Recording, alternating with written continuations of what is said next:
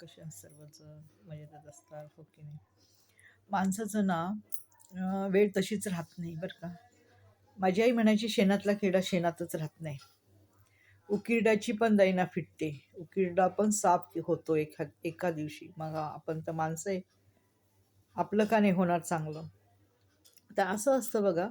काही काही लोकांना वाटतं की अरे ह्यांना काय, हे कसे काय करू शकणार, हो की नाही. ह्यांच्याकडे काय आहे. असं कोणी कोणाला कधी हिनवायचं नसतं आपल्याकडं असताना.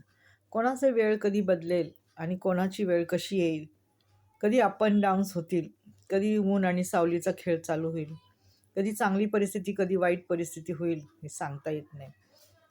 म्हणून आल्या आयुष्यात आपण कोणालाच हिनवायचं नसतं. कारण का, उकिरड्याची दैना ही पण फिटत असते आणि सर्वांची वेळ येत असते. एवढं मात्र खरं आहे. कधी कोणाला काय होईल, कोणी काय घेईल, कोणी काय घेणार नाही आणि सर्वांचे चांगले दिवस येतात. प्रत्येकाला हौस असते चांगली घराची, गाडीची, हो की नाही. तर असं आहे बघा.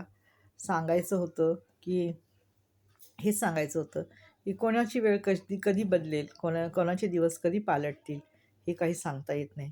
आज वेळ आपली आहे, उद्या त्यांची येणार आहे, हो की नाही. कष्ट तर हे करावेच लागणार, मेहनतीशिवाय तर काय भेटत नाही. आणि मेहनतीशिवाय तर काय, आपण म्हटलं चल चपाती करायची आता, तर कशी करणार, त्याला पीठ मळावं लागणार, त्याला लाटावं लागणार, त्याला पहिल्यांदा गहू आणावं लागणार, मग ते दळून आणावं लागणार, मग त्याचं पीठ मळावं लागणार, मग ती लाटून झाल्यावर तव्यावर टाकणार, तव्यावर टाकून शेकावं लागणार, शेकल्याच्या नंतर ती आपल्याला मिळणार. किती मेहनत झाली. तर असं आहे बघा. असंच आहे आयुष्याचं. फुकट कुठली गोष्ट भेटत नाही आयुष्यामध्ये. फुकट काही भेटत नाही. फक्त फुकट सल्ले भेटतात. ते पण वाईट सल्ले देतात लोक. ते फुकट भेटतात. चांगलं कोणी सांगणार नाही. एवढं मात्र खरं आहे.